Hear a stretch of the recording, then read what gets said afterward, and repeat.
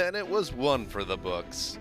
And that's today's show. I'll see you later. And it was wild. It was wild. Until that last game. Not really that wild. That wild. It was just kind of sleepy. That one felt 14 hours long to me. The other three, magnificent. However, that game was a one-possession game at the end. Yeah. As was every other game. Ooh. Ended within a possession and 2 overtime games. And I think the greatest, I call it a Westivus miracle, is what I call it. You got, to me, the best Westivus game of all time, which we're going to get to later. Well, I felt like the fourth quarter and overtime version of Josh Allen was basically the entire Steelers-Bengals game from a while ago. Like the complete insanity and unpredictable nature of whatever Josh Allen was going to do next.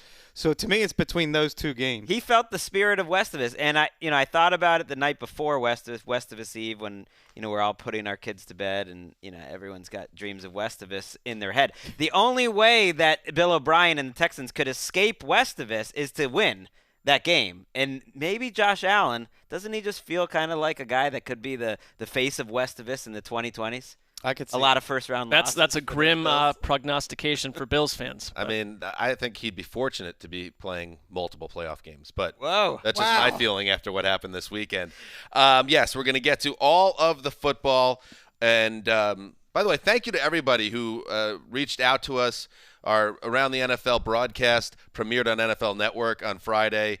We were really happy with how it turned out. And everyone from fans to inside this building to reporters that we work with to colleagues outside, we got a lot of positive feedback and also just people wishing us well, and that felt good. That was nice. Also hearing that it was the highest rated half an hour of programming in NFL Network history. Yeah, you're hearing that. Yeah, the 3 a.m. version. Well, it should have been. There was like a lot of replays, and the 3 a.m. version they just said was monster. We're Off the huge charts. with college kids stoned late at night. We're basically Dave Letterman 1982 level impact on the youth. No less. All right, so thank you to everybody. And another show coming up Friday, 6 p.m. Eastern, 3 p.m. Pacific, breaking down divisional round. But before that, we got to finish up Wild Card, and let's basically go backwards in time, starting with the game that just ended. Let us head to the link. Moore now is wide to the right side with a slot left for Russell, who goes under center. Now Lockett goes in motion. Russell play fake. Now he's going to throw down the middle. Got a man. Metcalf makes the catch diving. He is in for a touchdown. Seahawks. What a play by the rookie DK Metcalf. Gets in behind the secondary, makes a diving catch, hits the ground, gets back up, and then drags a defender to the end zone. 53 yards. What a play by number 14. Simply spectacular. This young man, DK Metcalf, could go down as one of those all-time draft misses. Going in the second round where everybody pegged him in the first. Seahawks get him because good organizations make smart You know what the Eagles did? They drafted J-Jaw, our boy Ortega-Whiteside, 7 spots ahead of DK Metcalf. Ouch. That hurts. Steve Rabel with the call for the Seahawks radio network. Yes, Russell Wilson threw a dart. DK Metcalf used every inch of that big frame, got it, rolled to the ground, got up, went into the end zone, and then made another huge catch to basically seal the win for the Eagles late in the fourth quarter. 17-9 for the Seahawks, 17-9 over the Eagles at the link. Seattle's defense piled up 7 sacks on Josh McCown and Carson Wentz, who exited this game for good early in the game in the first quarter after a helmet-to-helmet hit by Jadeveon Clowney. No penalty called. Mark, the banged-up Seahawks go on the road. They get it done. I felt like DK Metcalf was so important because both offenses, and the reason we called the game a little sleepy compared to the other three, just so sluggish in both attacks, and they were just begging for someone to step up and play the star role, and Metcalf came into full bloom. I think probably a vast majority of casual fans have no idea who this guy was, and you roll in, and now he's a household name, and he completely got it done. And my one thought afterwards, watching Josh McCown, only the second 40-plus-year-old quarterback to debut in the playoffs at 40-plus. I mean, Sonny Jurgensen was the other. Tears down his face at the end of this because who knows, his career is essentially probably wrapped at this point. Came very close. I thought he played about as well as you could ask someone whose body is essentially begging to break down at this point in freezing weather. And, he got hit a bunch. He barely survived the game physically. Barely survived. At one point, it looked like he pulled his butt. I don't know what happened. It just was clutching a butt. It could be a torn hiney scenario. Torn hiney. 18-24 for 174, though. It really wasn't an embarrassing performance. It was just once they got inside the 15-yard line. But do you feel worse for him or Carson Wentz, who had just, I don't know, the ghosts and the history of his run in January is just problematic. We'll get to Wentz in a second, just since we're on the topic of McNown, because I think Chris Collinsworth, calling the game for NBC, made the point right before they went off the air that 4th and 7, right at the 2-minute warning, they're at the Seattle 10, they're down 8. But first of all, it felt like there was 80 yards between them and the goal line. It just didn't feel like they had that special moment in them with McCown behind center. But there's nobody open. A hole opens up in the offensive line. Josh McCown sees it and instinctually darts, but he's a guy with some type of glute or hamstring injury. He's 40-plus years old, and what he thought was an open path to the end zone is immediately Jadeveon Clowney grabbing him by the ankles and taking him down. And the game was effectively over at that point, and then the big completion to Metcalf sealed the game. But that's the limitations when you have McCown and not Nick Foles and not Carson Wentz behind center. I thought that was one of the big themes from Wild Card Weekend, old quarterbacks in quicksand versus pressure. They're sort of doubly cursed because they hesitate a split second when they no longer believe they can make the throw, and the hesitation ends up killing them when they have to escape pressure and they no longer have the agility to get there. It's funny because, I remember McCown, the early part of his career, well in Arizona. He was a lot of fun to watch. That was his problem back then, too, was leaving the pocket immediately to try to go make a play. But he had the sort of extraordinary athleticism. Sometimes he pulled it off, sometimes he didn't, but he was a lot of fun to watch. He had the same ragtag unit around him that Carson Wentz did, and I don't think it should be lost that I think there were 6 passing plays with Carson Wentz in the game, and they gained 2 yards. And now it's a tiny sample size, but Carson Wentz and this Eagles offense scored 9 points the last time they played the Seahawks. They were a rough-looking offense for the last stretch until they played some of these cupcakes in the NFC East. It just is such a shame in a season where so many people went down and you never really got to know what this Eagles team would be, that we didn't even get to see Wentz try to win this game, because who knows? It's not like Seattle's offense was rolling in this game, and they were primed to get picked off. Right, it would have been fun to see Carson Wentz at least give it a shot, and it's just a shame. You feel so bad for Wentz. Like absolutely. You were saying. It's just unbelievable because he had worked so hard to get back to this stage after the injuries of the past 2 years, and then to do what he did in December, finally get there, and then on a suspect hit, Mark, you and I were talking about it a lot downstairs, where Clowney essentially dives at Wentz as he's going down, and it's a helmet-to-helmet shot. The lights get turned out on the season for him. Yeah, it's hard to diagnose what's going through defenders' minds on these replays, but it looked to me that Clowney angled his head to, use it in a way that the league does not want you to do. There was no flag on the play. I thought that was suspicious, and it completely changed the game. And you're looking at an Eagles team that mined their way down to the 8-yard line at one point, the 20-yard line, and the 10. And to your point, Dan, it felt like 80 yards versus 8, and they came away with 6 points. This has to be an extremely frustrating result for Eagles fans, because even with McCown in there, you had a chance. Although on some level, I think if you're an Eagles fan or you're on that team, you look at this season and you think, oh, what more could we have done? It just wasn't going to happen for us. The luck, which is so important, and maybe they made their own luck a couple years ago, but there's only so much that you can do. The Clowney play, I think, will be the moment of this weekend that the NFL is most embarrassed about. Not the Kyle Rudolph play, which I think ultimately we'll get to, and they'll say that's how they want to officiate pass interference. The Clowney one is one they'll apologize for. I fully expect it. They will find Jadeveon Clowney. They will say they missed that call. It was an obvious missed call. It's obvious he's going to be paying for that. That's the exact reason the rule's in place, and it's unfortunate for Wentz, and it's unfortunate for the Eagles, too, that they didn't get a 15-yard penalty out of it. Hats off to the Eagles for making it this far, but they weren't going any farther regardless. Right. They were playing with a preseason roster out there. You've got Josh McCown handing off to Boston Scott, throwing passes to Deontay Burnett, Greg Ward, and Robert Davis. These guys were all in practice squads in October. Shelton Gibson. The defense, showed up, and Fletcher Cox had one of the best games of his career, I thought, and they did a good job controlling Seattle. But their injuries in the secondary showed up too. I mean, Jalen Mills had a terrible game. Avonte Maddox had a terrible game. Crevan LeBlanc, who's been an injury replacement, didn't play well either. And that's why I love when it was 3rd and 10 at the end of the game, 1:40 left. The Eagles have one timeout.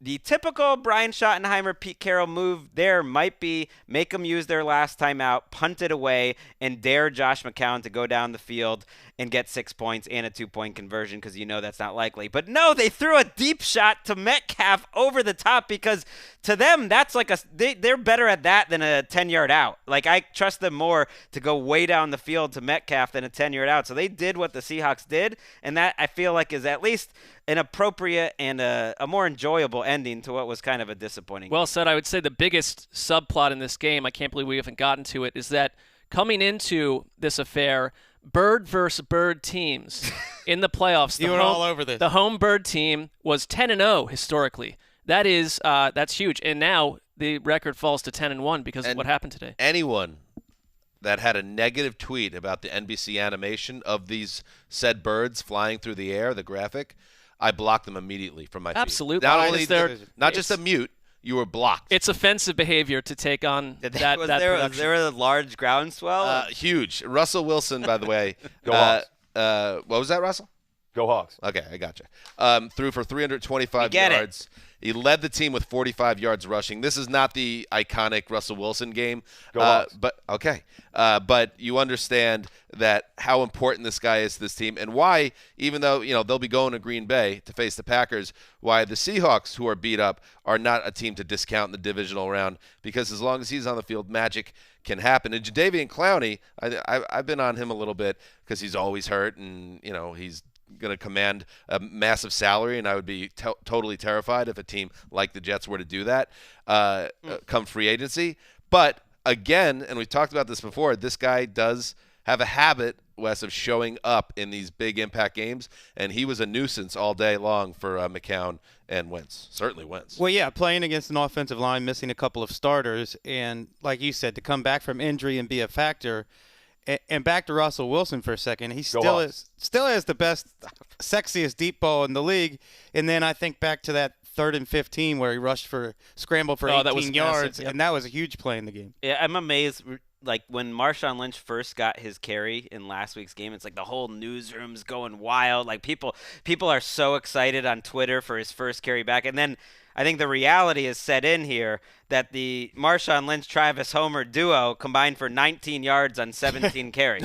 It's a big problem. For the kind of offense they want to be, so their running game is a little bit of a mess. It was a tough matchup today against Philadelphia. They smartly threw it more. One's bow-legged and the other one's pot-bellied. And at one point you had Marshawn Lynch, Robert Turbin, and Josh McCown in this game. I mean, it felt like a time machine to 2015. Homer 11 carries for 12 yards. Marshawn 6 for 7. Did get that touchdown. He did, and it was nice. That was his long of the day, a 5-yard rush. That's 17 rushes for 19 yards. And by the way, Seattle, they did the same thing. I've talked about it on the podcast before, interviewing Pete Carroll the year that Russell Wilson got drafted. Okay. And Matt Flynn was just signed to a free agent deal. And Carroll's just like, don't forget about this guy we drafted. This kid is the real deal. He could play, and it sounded like a coach just being overly positive. And then he turned out to be a Hall of Fame quarterback. He was the same way with DK Metcalf all through the summer program. It's like, this guy is going to be one of our top weapons. And usually you're like, oh, okay, the coach is being overly optimistic. But I think he's earned the benefit of that. When they see somebody that they feel like they've hit on and can make an immediate impact, it happens. This guy's a stud. Right. Metcalf, Lockett looks healthy. David Moore made a play today. Hollister's there. It's a passing game with Wilson obviously being, the absolute key. That can scare you. Like, this is not – they are a banged-up team, but I think they're – just because they lost their running backs, it's been a little overstated. If they could ever get Dwayne Brown back, their left tackle, that would be huge. But for the most part, this is the Seahawks team that managed to win, 11, 12 games this year now. Well, another one-score win. That's been sort of the tension of the Carroll-Russell Wilson era, that Pete Carroll's formula is running the ball, but the offense is often at its best when they just let the play break down and let Russell Wilson throw the ball. Well, I noticed, especially in that Week 17 game, how much more quickly Russell Wilson was to run the ball. Like, Go he off. decided. Just say the quarterback. Okay, just stop it. I mean, our soundboard is. I like it. Greg threw in the white flag.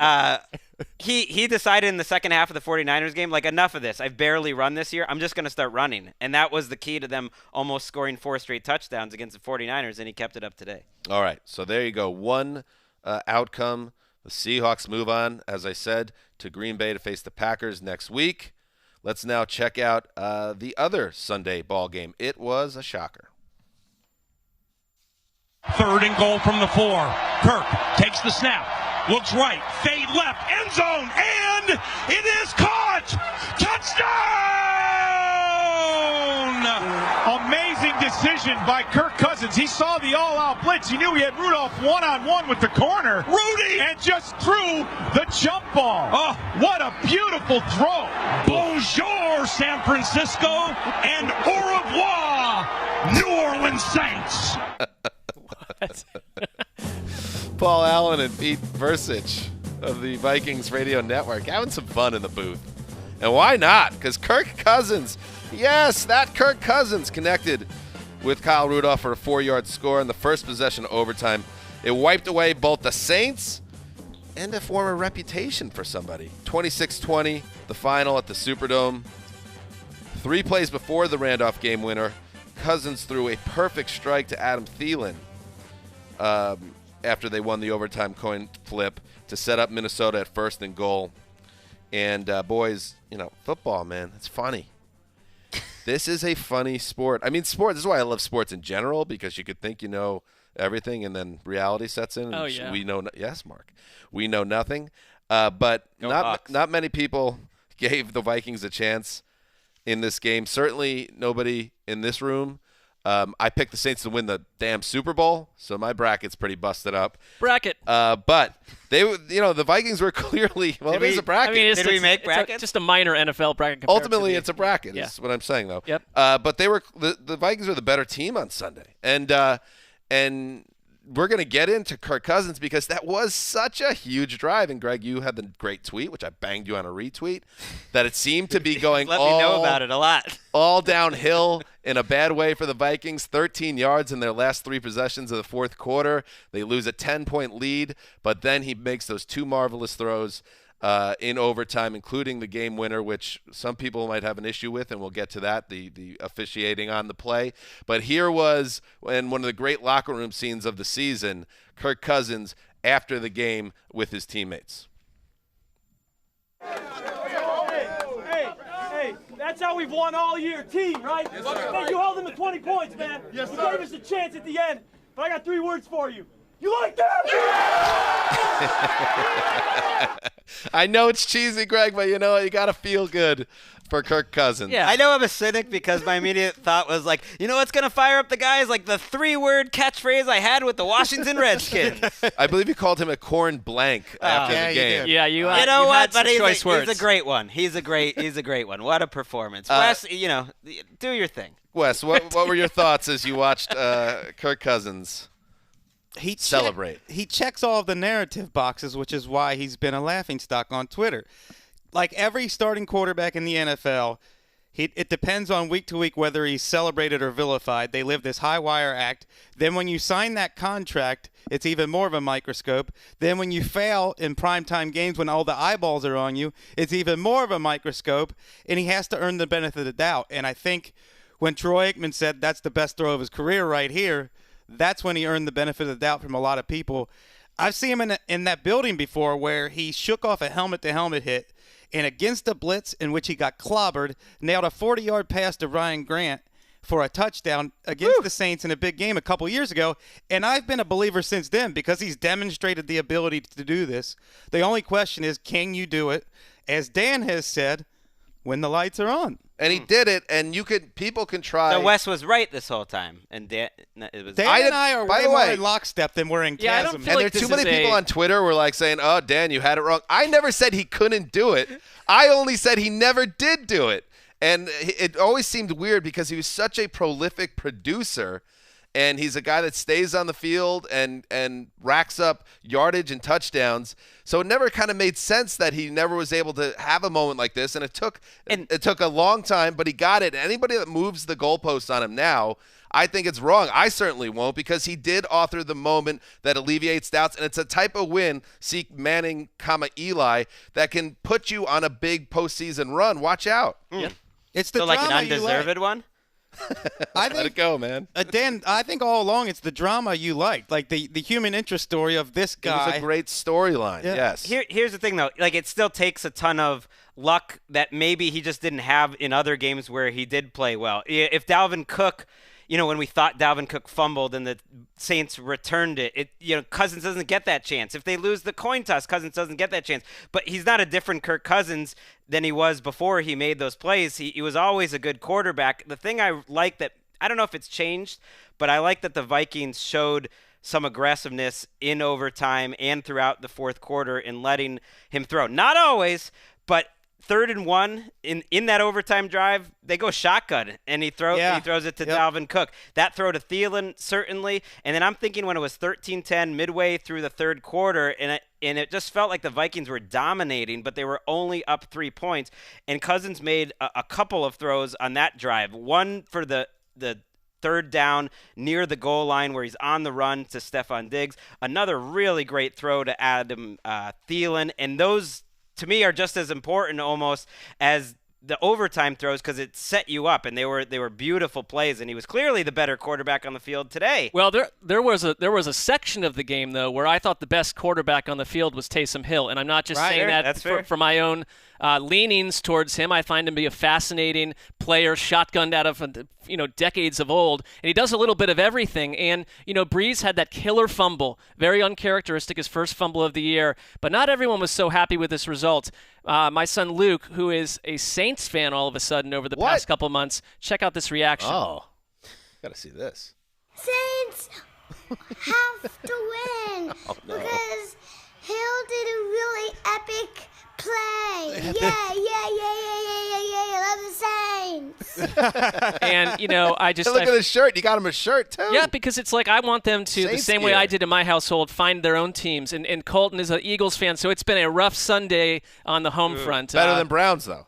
Way better. Got to watch a playoff game today. Yes, yeah. And it's like, but it's I find this to be the thought that I had was, I feel like every year it's Sean Payton having to endure these terrible, hideous playoff losses, and how long the journey of this season is. To think that you got to go back into mini camps, all this nonsense to get back to this point again, and it's been twice against the Vikings in a couple years. That absolute is really rough. Crusher of a loss for the Saints and the whole organization. We are, I do the pain rankings, and I've always kept it to teams that are star-crossed and never even can get off the ground. It's just a horrible fan experience. But there is the second tier of pain rankings for teams like the Saints and Packers that have a lot of January heartbreak. This is 3 straight years that their season has ended on a walk-off play. Well, not to mention the first 40 years of their organization. Where they had Bupkis.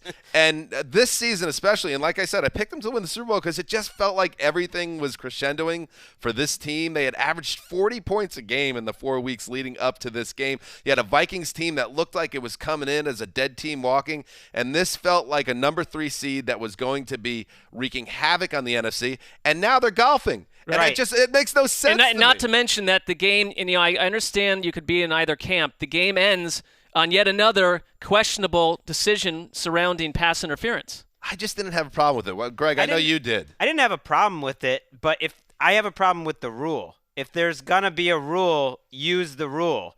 They said, okay, they looked at it. Maybe that's their cover on it. No, I know they did look at it. I mean, it's not like I doubt that they looked at it just like we did. They had the time, but they quickly decided both the defender, Williams, and Kyle Rudolph, had some contact on the play. I mean, please. This has roots in the early 90s when Chris Carter and Michael Irvin and those guys were allowed to start pushing off, and that wasn't a thing before the early 90s. Right.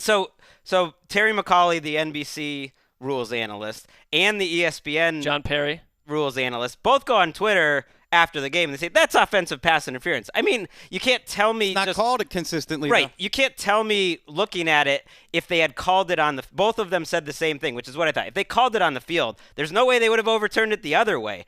I don't mind that they didn't overturn it. I just – what is the rule there for then? Exactly. Your issue with it ultimately is that they didn't have the stoppage to look at it formally. You didn't. It wasn't as drastic as the 49ers Seahawks one, but I also think, as Wes has pointed out well all year, the way they've officiated the rule has changed throughout the year, and so that creates a confusing sort of baseline. And if they're trying to overturn if we're trying to review pass interference. It was pass interference. I'm glad it didn't get overturned, though. I thought that there was two guys jostling. It was a little bit of a push off, but it was a pretty strong, stiff arm there. Listen, these are grown men fighting for a ball. And but the only problem is that that's the rule. Why does the rule exist if it's arbitrary, depending on these cobbled together officiating crews at this point? They're not even the same. It is crazy. Who are you guys upset with, the official on the field for missing it, or I'm not. Ron Rivera? I'm not that upset, but I'm upset with the rule, in general, of adding this extra layer of confusion and them not being consistent. Because here's the reality: they have buzzed down and looked at far less infractions than that in the final 2 minutes of games. Right. All season. And guaranteed next week it'll happen again. Right. I mean, they'll call it now, next week. I think it almost feels like they've stepped back from – they don't want this rule to be a big deal. They don't – as not just PR, but I think they look at it as they don't want this to be the story, and they've taken a step back from the rule without actually changing the rules. Go ahead. I was just going to say, let's get back into football analysis here. Sure. I just want to credit Everson Griffin and Danielle Hunter for controlling and whooping an offensive line that we said had the best tackle tandem in the NFL. And it has to be disturbing how old Drew Brees looked in that game, where they could only move the ball when Taysom Hill was involved. Well, Griffin and Hunter are among the best duos in the entire NFL.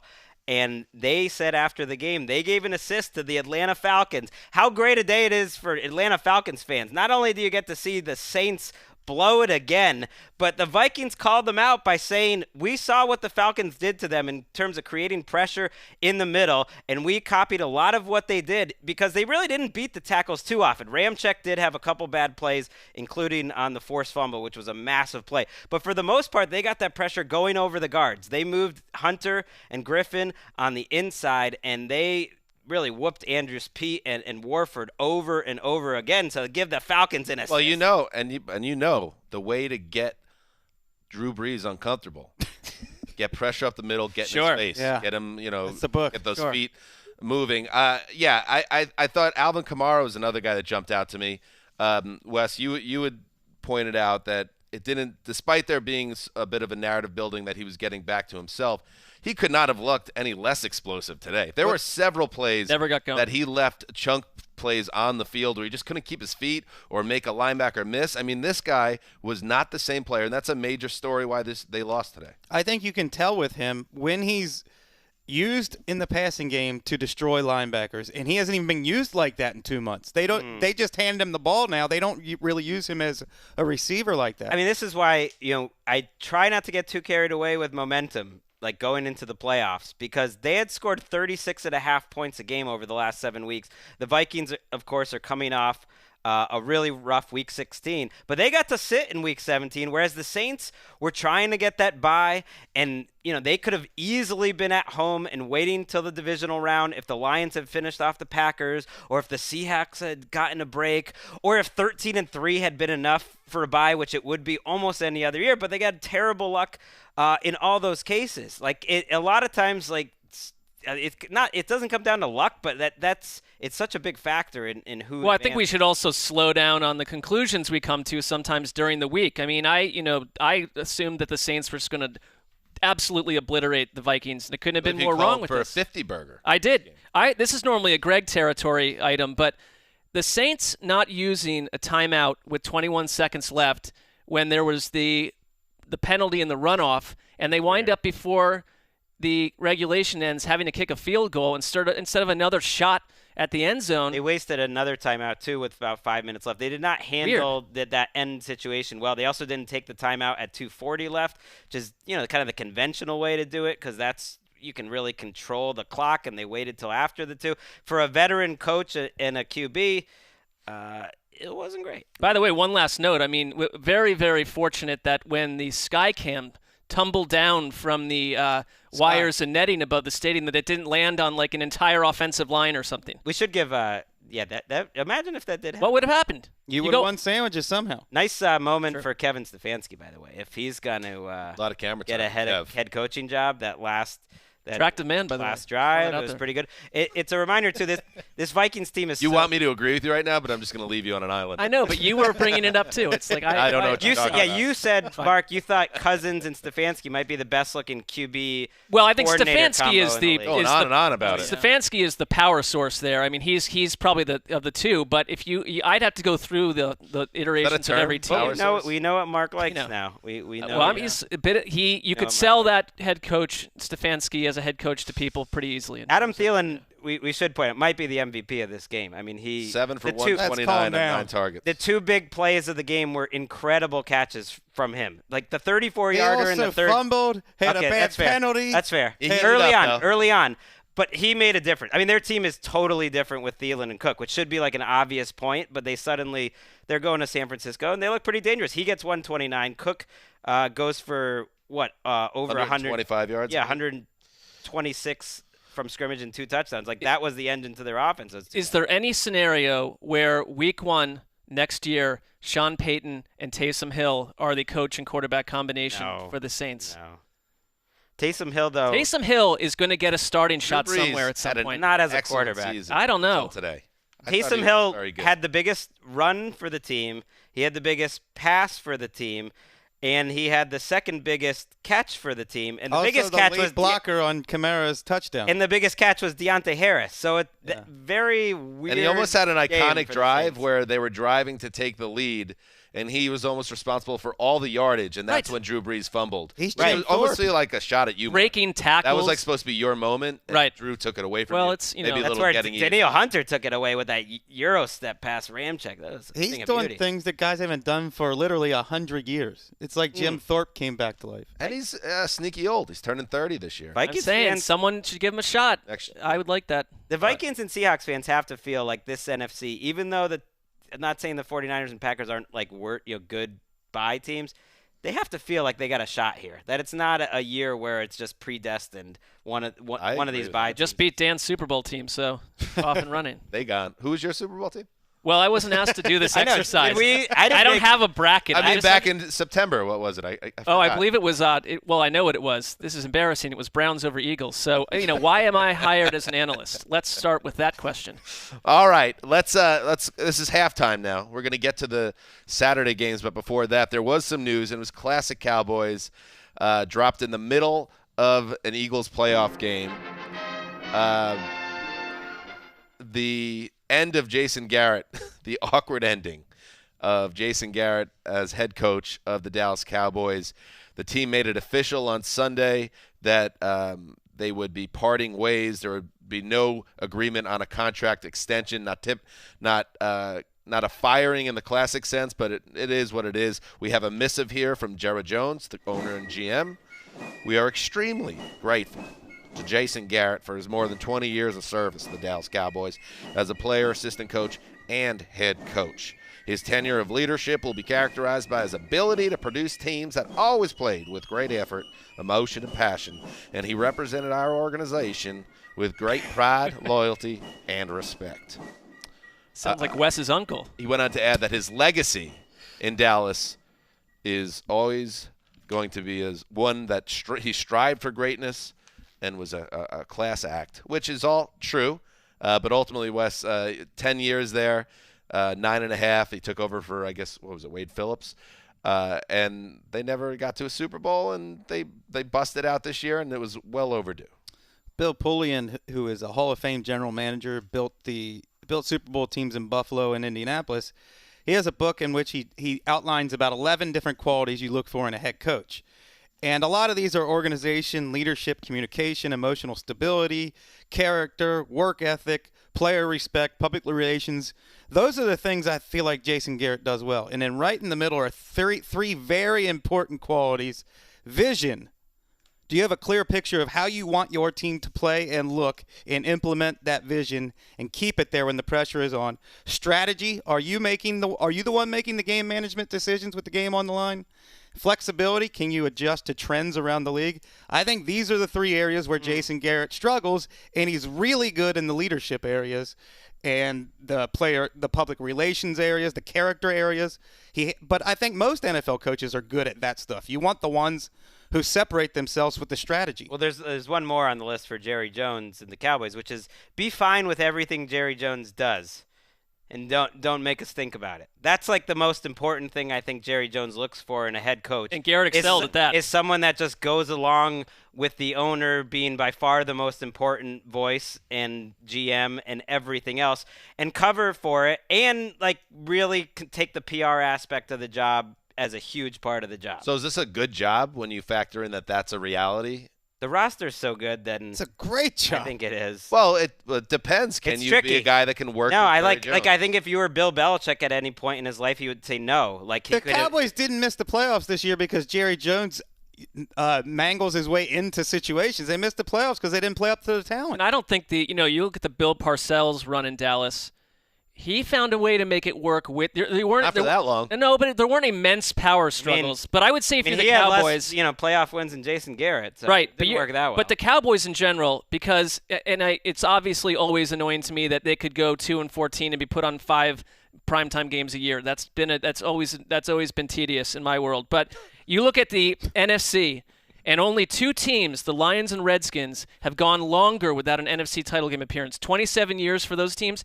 23 for the Cowboys. Never and I made get it. that half the color analysts like in the league are former Cowboys quarterbacks and fullbacks and everything else, but what is lost sometimes is the long, consistent run of not doing enough in Dallas. Well, not getting there. I think this week is a great example of why. I think it was Jerry Jones purposefully kept this thing in the news all week because he thinks it's an infomercial about the power of the Cowboys brand, and then he waited until the Eagles are playing to drop the news. Like, that is not an accident. He's like, okay, the NFC East is isn't the best division, but I'm still going to stick it to the Eagles by being the biggest story during this. All right, well, I'll tell you what. He might be happy with how this played out over the last week, but I thought it was a terrible look for the Cowboys. It made them seem indecisive and downright silly at times when you're hearing all these reports of these people they're interested in, and you still got Garrett in the building. And he interviewed Marvin Lewis and Mike McCarthy, Well, according to Marvin Lewis is an reports. Marvin Lewis, that's going to be the guy you bring in to fix this? Oh, my God. How is Marvin he Lewis different than Jason Garrett in terms of that list of qualities? Come on. He's not. Well, I think he would go along with subscribe to that rule. Go along with whatever Jerry wants. He also has a vision, though, with defense, whereas with Jason Garrett, I'm not sure what his vision is. By the way, bad move, and I don't typically cry for reporters, but having to drag the people like Jane Slater, our friend of the show, everybody, yeah. dragging them through the mud for an entire, 100 and something hours, a totally muddled, bizarre process. Not to dragging mention through the mud is a little strong. I don't know. It's It's essentially the holidays still to some degree. I mean, what are we doing here? I don't think it's fair. They didn't survive like a POW case. I'm not saying that it's not total hard luck scenario for these people. Job openings in Carolina, Cleveland, New York. Does Jason Garrett get a job? No. I say no.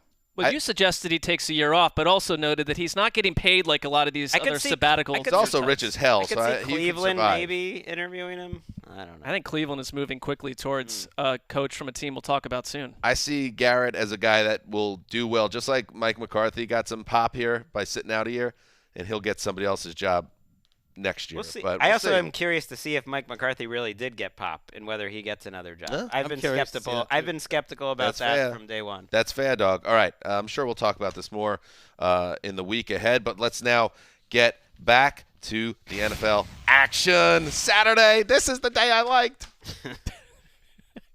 You can remember it? Brady in the end zone. Takes the snap. Barely. Looks. fires, pass batted up in the air, intercepted, and returned for a touchdown, Titans. Logan Ryan with 9 seconds to go. Batting it up in the air, I do believe, was Brock on a pass intended for Sanu, and Logan Ryan has returned it for a touchdown. That's the first time in franchise history that they have returned an interception for a touchdown. Ooh, listen how quiet it is. That's an amazing stat. Oh, meanwhile, the throw to Sleaze. Bob Sochi. Excuse me, that was, of course, Mark Vandermeer. No, that was Mike Keith with the call. Too excited right now. Yes, former Patriot Logan Ryan snatched a deflected Tom Brady pass out of the air, 9 yards to the house. It was the clinching play in the Titans' 2013 win over the Patriots in Foxborough. Derrick Henry went over 200 total yards of offense for the second straight week as the Tom Brady offense gradually declined into nothingness. It happened. It really did happen. You're right. Wes, we watched this game together at Rocco's in Culver City. Indeed we did. And it felt like the end of an era, didn't it? It did. And I look back at sort of the last 5 years, and Brady looked finished against the Chiefs 5 years ago when everybody panicked. He looked finished the first half of the Falcons Super Bowl. He looked finished against the Titans last year in the regular season. He looked finished for the past 2 months, and I've never seen him look more finished than I did in this game against the Titans, where he looked to me like Kurt Warner or Brett Favre playing their last game against the Saints. It just seemed like it's time to go out. What a career, all the respect in the world, but he just couldn't do anything against the defense where a lot of teams have been doing things against them. They had a good plan that the Titans did, I thought. They're forcing the Patriots to go down the field. There's no big play element. He had a couple throws in this game. First of all, it's not the end of Tom Brady's career. He made that clear. He said. Well, let's listen to Brady, who said he was. What was the highly unlikely was his word about retirement? Yeah. Here's a little Tom Brady. I love the Patriots. I mean, they obviously, they got it's the greatest organization, and playing for Mr. Kraft all these years, and for Coach Belichick. I mean, there's nobody who's had a better career, I would say, than me, just being with them. So I'm very blessed, and I don't know what the future looks like, so I'm not going to predict it. So. By the way, he said pretty unlikely, not highly unlikely. Pretty unlikely. It based on what people, the reporters that are closer to him and those comments, it sounds like he fully expects to play next year at this point. I guess that could change. I think the best analysis on it, Mike Reese is saying, Brady has no idea what he wants to do. So everyone who's saying this, I think he really was waiting till this all ends. But I think contractually it's going to be a game of chicken. And we'll be talking about this so much in the future weeks. I think we can talk about this game more. But I think he knows that he has a lot of leverage because the Patriots have $13.5 million in a cap hit, a dead cap hit, if he's not on the roster next year, whether he retires or he plays for another team, which is a huge amount of leverage because they don't want to be paying the ghost of Tom Brady to not be on the team necessarily. I think they probably would be happy to have Brady back at a certain rate, but if he wants to max out all the money that he can, there might be better offers elsewhere, and it gets, very complicated. But he has financial leverage, but what he doesn't have is, I'm sure it's got to be in the back of his mind. He's one of the all-time great competitors. He has to know that he's not the same guy anymore, and he knows that. Bill knows that. But I think there's such people like him or Belichick, I think, are such competitors that they'll look at the last couple months or even the last few games, and they'll look at the great throws he made last night. I mean, he made more great throws in that game than Ryan Tannehill did, certainly. They outgained, the Titans. He had 3 or 4 throws that were just absolute dimes, and then the rest of it, they look slow, but they can say, well, that was the outside receiver. This has been a problem throughout the year. And maybe You're giving him too much credit. He's 3 not years the guy ago right when now. he was MVP, what did we say about him? Unlikely at age 39 that he suddenly got better in pocket movement. He is moving away from pressure. He cannot escape pressure. He's like Eli right now when it comes to escaping pressure. And I think one of the disappointing things from this game is that the offensive line played really well. I thought they controlled the game. They gave Brady time. For the most part, they opened up holes in the running game. There were opportunities to be had throughout the game, but what stands out to me as a Patriots fan that very much that this era, and I wouldn't be surprised if he's back next year, and it would be the most like Patriots thing ever if they're playing on Wild Card Weekend as the AFC East champs again next year. Like, I just don't think that is that far out of the realm of possibility, because we've seen that it's more than just the quarterback this year. Right. But the way that they went down meekly, like, think about the fourth downs that they didn't go for. They didn't go for a 4th and 4 on the 37-yard line, their own 37, with 3:17 left. They didn't go for a 4th and 3 on the Tennessee 47-yard line in the fourth quarter. They didn't go for the 4th and 3 on the goal line after not being able to score from a foot out, and they were stuffed on 4th and 1 at midfield in this first half and didn't go for it then either. That's 4 different times that the Patriots offense said, no, we're going to punt away to the best offense in the league right now because we trust our defense more than we trust Tom Brady to figure out how to get 3 yards. I'd say this, That's too. a bold statement. Logan Ryan won the game with a pick six.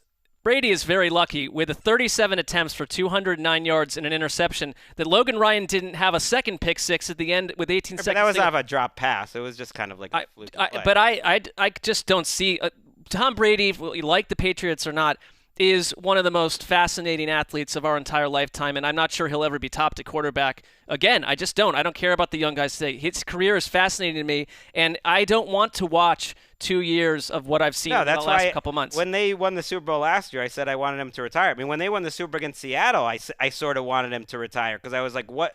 I mean, do you want to see Tom Brady playing 16 more games after what you've seen the last 2-3 months? I don't think he was healthy either. I'll throw that out there. But he's almost never going to be healthy at this point. Yeah, I would be very curious old. to see someone else playing, but I also, I wouldn't mind. Like, if they brought him back, it's like, what else are they going to do? I wonder what other Patriots fans feel about it. They Well, want- Ricky, how about you? You are someone that's lived and died really with all glory with fandom of this team. Do you want Tom Brady back in 2020, or do you think it's time to move on? I mean, it's both. He's, like you said, Mark, he's the greatest quarterback of all time, and it hurts to see him. And I was sitting there watching the game, being like, wow, if that's his last throw in Gillette, it's a pick six. Like, that hurt me more than the loss because it's like his legacy is so cool. Greg, why are you smirking? No, I'm not. I'm just saying, like, who cares? I don't. The last pass thing, like, Greg's in that's a little not bit of his. denial. That's No, but not his this legacy. is her opinion. Yeah, though. yeah, I get She it. can also I get finish it. what she was saying. Yes. It was upsetting. It was upsetting, but also it's like, look at all that he had. I know it's like, oh, he didn't have enough weapons around him. His elbow looked better with the throws that he was making from the past couple months. What's he gonna do? Check down to running backs the whole time? There's no one to throw to. So if for some reason he could come back with more than just Edelman, I would want to give it one. I think Erica hits on something there that Edelman was did a jump huge out problem, to me. though. I'll say this, that this is the first year to me that Belichick really, and Greg, you could probably point out a year here or there over the last 20, where they just didn't do a good job helping him out, because everyone that follows the sport looked at the week one roster and said, I don't know, man. He doesn't have a lot working for him. Gronk was out of the picture, and the Patriots told you they weren't confident about the situation either when they went out and got Antonio Brown, as nefarious as that move was. They didn't do a good job protecting him with weapons. And what I think, if I had to guess what happens here and how this plays out, is that he does come back, and maybe they do try via free agency or the draft to surround him with better talent and see if that solves the issue or at least slows down what seems to be happening here. But also there's absolutely a case to be made that the writing is on the wall here. It's never going to be clean with the way these things end. Can we move on to the Titans for a minute? Because the one is as weird and a crushing loss this was for New England and what it might signify for a team that actually has a lot of work to do, the Patriots, I think, on the roster. This was a franchise-altering win for the Titans, who I think in this era have been laughed at, chuckled at, seen as just a little bit above average. A totally special season by Derrick Henry. I mean, what he did, and that you knew, like, their leading receiver was Anthony Ferkser with 23 yards off 2 catches.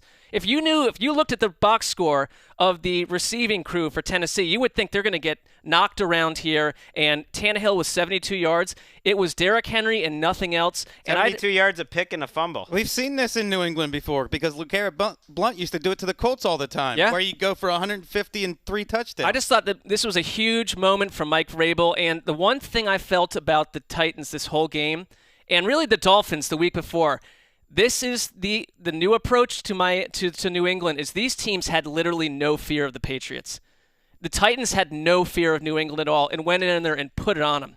That's concerning. It's not just Tom Brady or no Tom Brady. They have a lot of work to do on this roster. Right, but I totally agree. It was one of the worst Patriots teams of the last 20 years. But it was a team that made a playoff run. I was sort of surprised. I picked the Titans because I thought they were the much better team. I was sort of surprised how winnable this game was for the Patriots. I mean, the Titans' offense scored 14 points. With the running back running wild over right, your they had 9 possessions and they went 14 points. I think the plan was essentially to take away the play action game, which you spoke about beautifully on our show, Wes, and they totally did it. And they didn't contain Henry as much as they would like, but they also only gave up 2 touchdowns in 9 drives, which to me against the Titans offense, I was sort of stunned to see it. And it took a lot of self-inflicted errors by the Patriots. If the Julian Edelman drop in the last offensive drive that they have, which just ended that drive, and he led the league in drops this year. He was more banged up than Tom Brady at the end of the year, which I thought hurt them as much as anything. A ton. The Shaq Mason illegal man downfield, which took them out of field goal range. Sony Michel tackle for loss at right. the goal How line. about Sony Michel show up in this game? They had a 1st and goal at the 1-yard line and didn't score. A lot of that it was the big one. Was self-inflicted errors, although I do give credit to Rashaan Evans of the Titans, who made a couple amazing plays on the goal line. That was the first time in the Patriots era that they had 1st and goal from that distance and did not get a touchdown. Wow. That had never happened in their playoff history with Brady. By the way, back to the Titans doing absolutely nothing in their passing game. Tannehill throws for 72 yards. Their leading receiver, Anthony Ferkser, 2 for 23 on 3 targets. A.J. Brown, who we mentioned that, but yes. Yeah, we're anointing as a all-time great. 1 for 4. On 1 target. Did he get hurt? What? No. He had Gilmore on him. You're going against the best secondary of the last. New England's defense. Devontae Parker had no problem with the best secondary. But that was one of the things I wanted to talk about before this game, that Devontae Parker is a much different kind of receiver than A.J. Brown. He's a catch point leaper, jump ball specialist, and he won at the catch point against Stephon Gilmore. A.J. Brown's a run after the catch receiver. And to Tannehill's credit, I know 8 for 15, 72 yards. The touchdown throw was a 3rd and long, was perfect. The 3rd and 9 to basically put the game away was also a big-time play. And Belichick kept playing to the defense. And it kind of – you could see with the entire offseason plan that this was what they were hoping to do. And they just thought the offense would be better than this. Because you could see it in the resources. They brought everyone back in a year that no one really expected that to happen, to keep Hightower, to keep McCourty, to have all this money – in their defense, not spend nearly as much in the offense. And you kind of look at a game like this and you see, well, I guess that could have worked. The offense just needed to not completely fall through the ground, and it did. By the way, Tom Steyer, you're running for president. I think we get it. How many ads do we need to see over the course of the 2 games on Saturday? I think I saw 30 ads for Tom Steyer running for president. Want to take a trip? Yeah. Back 5 years ago when Greg used to be our boss and the editor downstairs in the newsroom. Oh, no. He jumped in on news day, and he wrote this about Tom Brady's father, predicting how it would end. It will end badly. It does end badly. And I know that because I know Tommy wants to. He wants to play until he's 70. It's a cold business, and for as much as you want it to be familial, it isn't. Right. He's 42. I think that's – I mean, I guess it doesn't get lost. But it's over, Greg. He won a Super Bowl at 41, 39, and 37. It's like, what are we – Let him go, man. Right. What are we expecting here? I'm with you. Just let him go. I wouldn't mind – I wanted him to retire last year. I would love for him to retire. You're protecting him. Who's throwing the ball better, Tom Brady or Josh McCown this weekend? I think Josh McCown. Brady. Josh McCown and some lasers. One more Titans note, and, of course, the Titans now draw the Chiefs at Arrowhead. The Titans get Baltimore. Tough sitch for Baltimore. I think they would have loved seeing Houston come in there. Say tough sitch? I like that. Greg's adopting it. One thing you need to know is that Derrick Henry has had 67 touches in the last 2 weeks. Can he keep it up? Can they make him the focal point at that level? And can he stay healthy? That's really the question I have. You know, these names become holy to us, but he's playing Earl Campbell football for the last 2 months. 67 touches. He's just imposing his will. Right. I think the Patriots thought we can tackle better than other teams. And They did for most of the game, but like not enough. Like you cannot contain that guy. Ross Tucker's been saying it for a while. He thinks he's the hardest like physical man, like specimen to tackle in NFL history. There's been no one that big, that fast that can get to the outside like that. You know, Dan, this is just goes back to kind of just the professionalism that oozes out of us. Sure. When we did a segment on TrueView technology, we had a chance to pick any type of Titans play, but we picked obviously Derrick Henry because we felt he'd have a big impact on the affair. Great sitch for us. Totally right. Prescient. And you have really to know, good analysis that Henry would be a factor in. Well, you know, listen, sometimes you can't get too cute. And you should know, Greg, speaking of Class X, that I do have the Patriots radio call, the Pick Six, but I know you've been through a lot, so I'm not going to bring it on. I want to hear it. You know what? The only annoying part I just want to be nice to Greg. He's going through a lot, and you could hear it in his voice. Let's play it. Let's play it. All right, let's play it. What the hell? I wasn't going to, but Sanu in short motion with the right as Brady takes the snap. It's over. Fires underneath for Sanu. Ball's tipped. Intercepted by Logan Ryan, who hops into the end zone. Pick six. Was that fitting? To end it here in the postseason with 9 seconds to go. Although it is a 7-point game at 2013. If you're Mike Vrabel, do you go for two? I think you do. You go for two to score a touchdown. Vrabel conversion. Vrabel is exactly doing it right now. And he hopped into the end zone with the Titans in a 20-13. It's a morgue in Foxborough. Wait, so is it still going to be over when Jarrett Stidham gets Adam Gase fired in Week 6 next year, and you guys can't hurt me. You can't hurt me. Not today, Greg. Not this weekend. I lost sandwiches on Jarrett Stidham, by the way. I have to say, this has been an incredible. I know. 7 days. I thought of you more. Like, it was a little tricky because I missed the beginning of this game. I had promised like a soccer game. I watched every second with Walker, and then the overtime in the first game was a problem, and so I ended up watching the rest of it with my son and catching up later. And I was thinking like, doing this recap with you bothers me a lot more than doing this, like watching the game. The game's fine. It's kind of a relief because this was clearly not a championship team, and we're not going to be able to watch them next week in person. Let's move on just with the football. Yeah. No, Greg, I would suggest that you try to experience an 0-16 Browns season and being on the show with emergency podcasts when the coach is fired left and right. Everyone's giggling and having a great time. That's not a whole lot of fun. And I just have to say, it really has been since 2001. That team and that quarterback has ruled the AFC East. Now, they've ruled the NFL, the AFC, but especially the division. If you're a Jets, if you're a Bills, if you're a Dolphins fan, it is unreal, the chaos that is unfurled over the last 2 decades. It's such a strange feeling to be watching that game and sensing that division's about to open up again. And I mean, the Patriots might reload and still dominate because they have the best decision makers, but things are changing. Or we're in a post-Patriots world. It's certainly possible. All right. See, that I'm not rubbing it in, Greg. It's just there is a bit of a celebration that cannot be avoided because it's been very hard. It's been very hard. I feel for you. We like to see Rome burn. I mean, you want to see these epic dynasties crumble. You've been a very lucky football fan. I've said that so many times you mocked how many times I've said it. I mean, that's sort of where I'm at. On an unprecedented level. All right. We have one more game to talk about. It was a dandy. Bring back Dandy. It's back in 2020. It's been done. Dandy. Deshaun calling for the ball on 2nd and 6 at the Bills' 44. Here's the snap. Here's a blitz. Watson in trouble. Watson escapes to the right side, and Watson throws it to Jones. Running inside 40, 35, 30, the 25, 20, 15, and down to the 10-yard line. What a play! The magician does it again, and he finds Taiwan Jones for a huge catch and run to get the Texans in field goal range. What a play. Oh, my goodness. Mark Vandermeer with the call for the Texans Radio Network. Yes, Deshaun Watson, that magic is real. The magician. I don't know if that's a thing, but all right. Watson was at his best in the second half in overtime against the Bills, making plays with his legs, with his arm, leading the Texans to a 22-19 comeback win at a raucous Reliance Stadium. They did a nice job in that building. They did a nice job. Watson's escape act and completion to Taiwan Jones set up the game winner by Kayami Fairbairn with 4:32 to play in overtime. Greg, according to one metric I saw on Twitter, the Bills had a 91% chance of victory at one point in this game. They were up 16-0, of course. But the Texans found a way. Yeah, that 91% didn't take Josh Allen into account.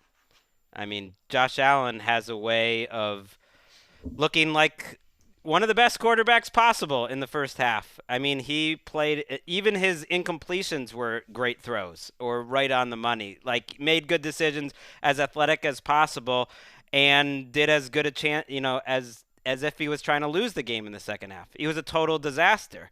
And so 91% doesn't take that into account, and it doesn't take into account Sean McDermott and the Bills, I think, not being as aggressive as they could be in the second half because they're somehow afraid of what Josh Allen might do, and then having their worst fears realized and not having kind of another move.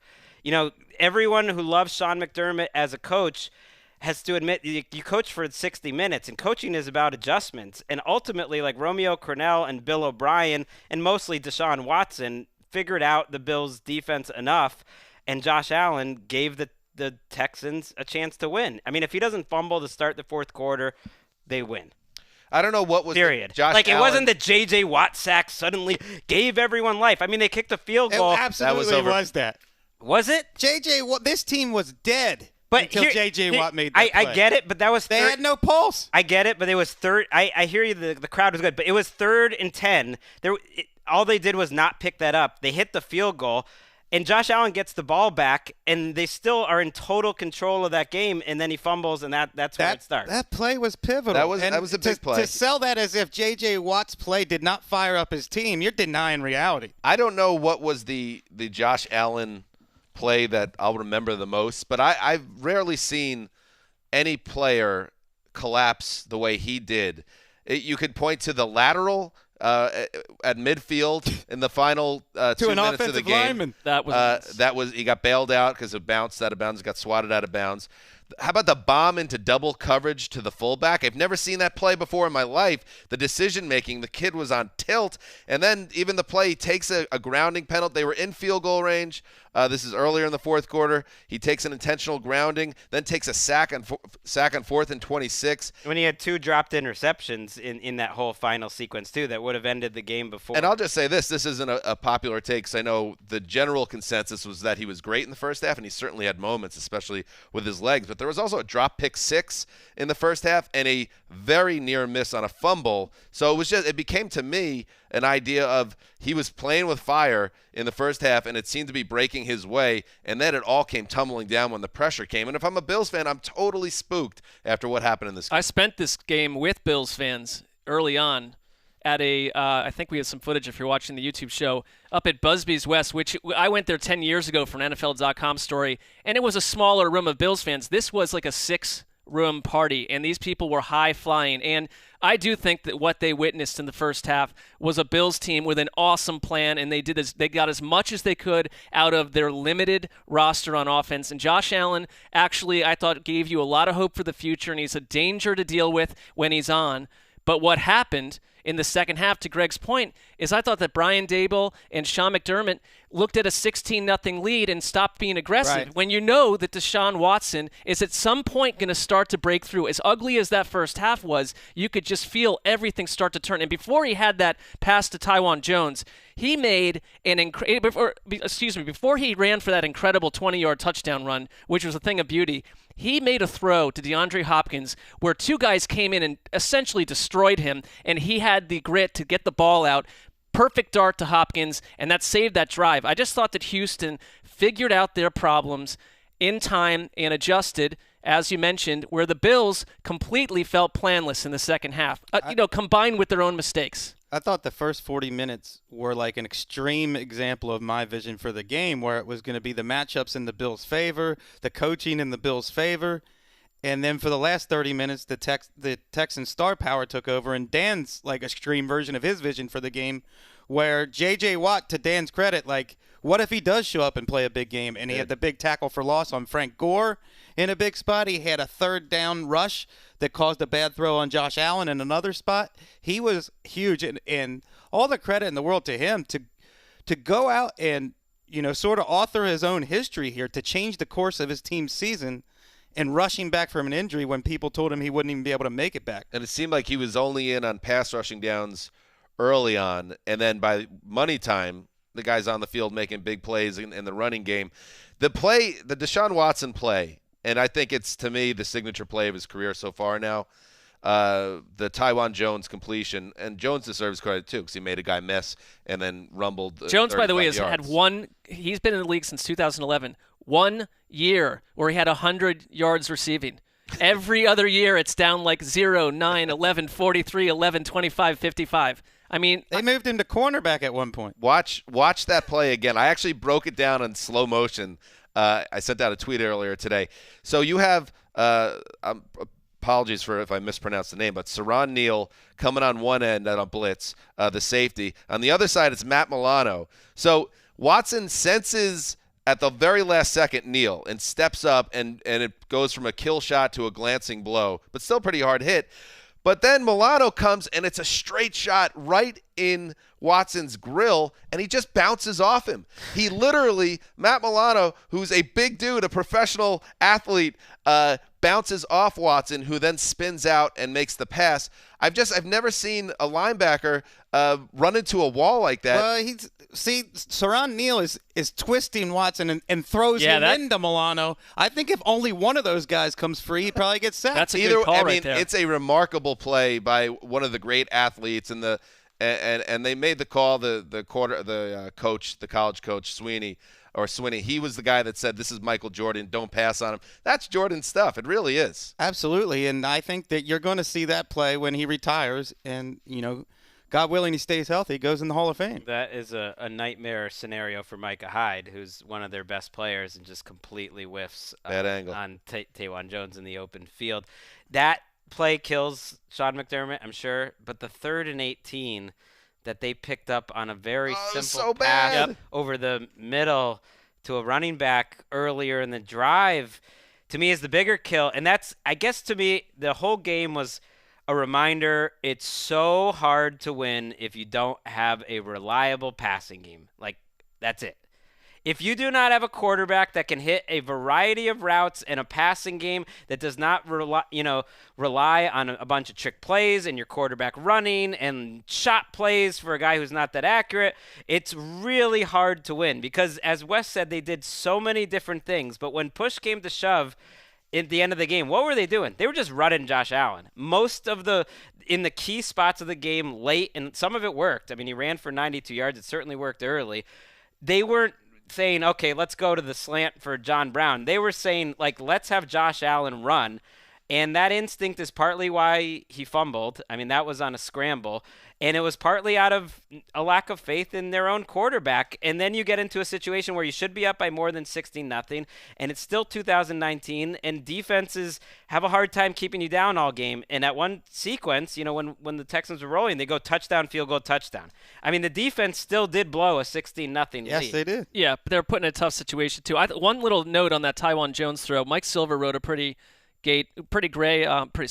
awesome write-up on this thing. And Watson noted that Kevin Johnson, who's on the Bills, knew the Texan signals. He was a former Texan secondary player and basically had to work around the fact that he knew that this player knew exactly what he was going to do. And that's how the ball wound up in Taiwan Jones' hands. So unbelievable. Devin Singletary, his performance, you look at the box score and you wouldn't – I mean, it still was pretty great. It was over 130 yards from scrimmage. How's Frank Gore getting 9 carries in this game, or 9 touches? Right. Singletary's doing something every time he touches the ball. It is unbelievable how many broken tackles he made. This was the ultimate Twitter changed their mind from the first – if you read Twitter for the first 3 quarters, Bill O'Brien's the biggest idiot ever. Sean McDermott's a genius. Josh Allen is amazing. Deshaun Watson took too many hits during the season. Yeah, which doesn't – by the way, you're sort of telling on yourself there because they pass protected great all season, and Deshaun Watson played absolutely terrible for the. It's weird that Watson's one of these guys that because of himself. Right, Watson's one of these guys that for whatever reason, people are afraid to say played better. He came out and the moment felt a little too big for him. He was trying to go hero ball, and he had probably about the worst 2.5 quarters yet. They didn't have 100 yards until midway through the 3rd quarter, and a lot of it was him just kind of not taking what was there and taking sacks that he didn't need to.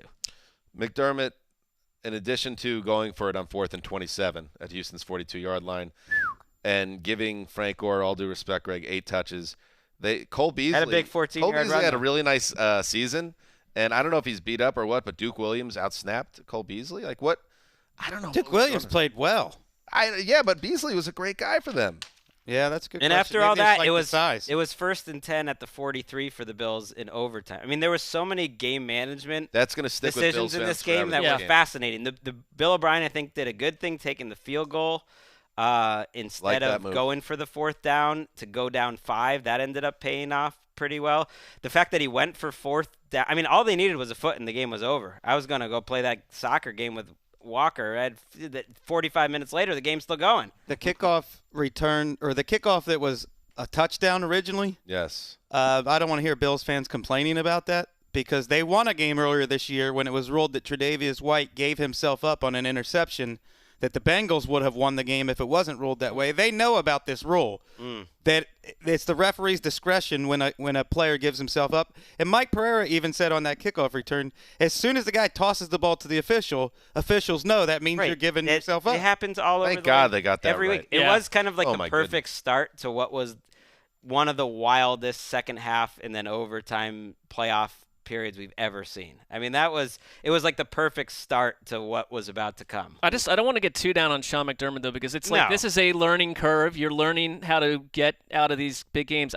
The Bills fans quietly went through a lot of like coach GM drama for a long, long time, and they're building something. I think they've got questions at the quarterback situation, but I don't question the coach. I don't, but it was not a great. Tough. I get not, No, especially the kind of things that get you all fired up. Yes, and it's understandable. But the game management was not great. They've But done it's a good They've culture done a there. terrific job. I just would worry that just because you've built something doesn't mean A, you're going to be back here very often, or B, that the reason you lost this game is going to change it all, and you don't want to waste that. Well, I think if you're a Bills fan, or even if you're in the Bills front office, you have to be thrilled with how the season went, and you have to be thrilled that Josh Allen showed some development this year. Let's give Josh Allen the final word.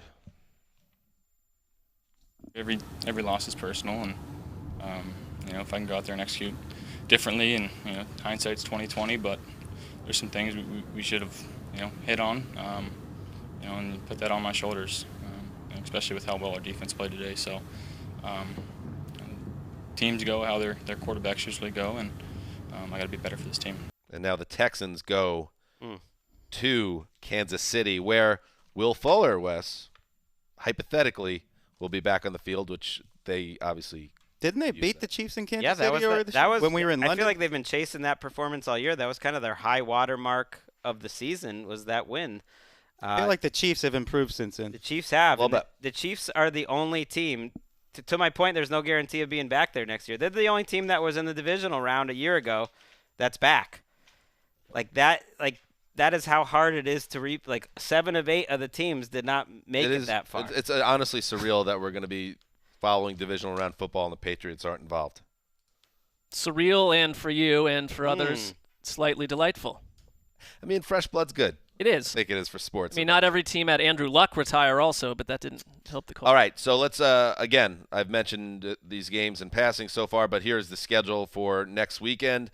Minnesota at San Francisco, 4:35 on Saturday. The late game, Tennessee at Baltimore, 8:15 Eastern kick on Sunday. Houston at Kansas City, 3:05 kickoff. And then the late game, Seattle at Green Bay, 6:40. Going to be a cold one in Lambeau potentially, Marky Mark. Yeah, I don't know. I guess, they put the one game on the West Coast as an early game, and such a scenario in Green Bay where it's going to be 1 degree with wind chill up to 400 miles an hour. So have a nice time with that, Seattle. Can I make a quick announcement? Absolutely. We have a lot of listeners down under in Australia, and they are really battling some brush fires there that have gone crazy. I think 500,000 animals have already been lost. You're all in our thoughts. We hope the best for you. And if people out there want to give to help out some of these animals and people who need the money, and for the fire crews that definitely need some money, some avenues are the Rural Fire Service, Wires Animal Rescue, and the Australian Red Cross. There you go. Help those people out in need. We will be back on Tuesday with another edition of the podcast as we turn our attention. We're down to 8 now. More dirt naps, Mark. More dirt naps. Why does Wes have Johnny Manziel's Pro Football Reference page open? I'm going to ask him about We're down to 7 games, unless you count the granddaddy of them all, the Pro Bowl. I do. Then we have 8. We don't have to cover it, so I don't count it. That's the way I look at it. Yeah, we'll be back Tuesday. Then Thursday we'll preview divisional round. And a reminder, yes, the Around the NFL broadcast on NFL Network is back for our second episode. See, it's everybody could do one episode, but now we got to go back and figure out how to fill another 22 minutes. That's the challenge we face. Yeah, we just filled about 74. Think we'll figure it out. It's different. That's the one thing I learned in the first week. It ain't the same. It ain't the same. We are on YouTube live almost right after these games, and the time will be later next week because the game is later. It's a 6:40 Eastern start. But so if you don't want to wait till you get the podcast, you can check it out almost right after the final Packers Seahawks whistle sounds. And Greg, remember, don't be mad it's over. Be happy that it happened at all. I'm happy, baby. I love Tom football. Brady walks into that, like the Football Life opening animation of the man in the shadows walking in the tunnel? Yes. That's where we're at. The tunnel, man. Ricky, can we get some Football Life music? No. Okay. She's not going to play along with that. All right. This is it. That's it. Let's go home. This is Dan Hansa signing off for Quiet Storm, the mailman, the old boss, Ricky Hollywood, Ryan Bartlett, and everybody behind the glass. Thank you. Till Tuesday.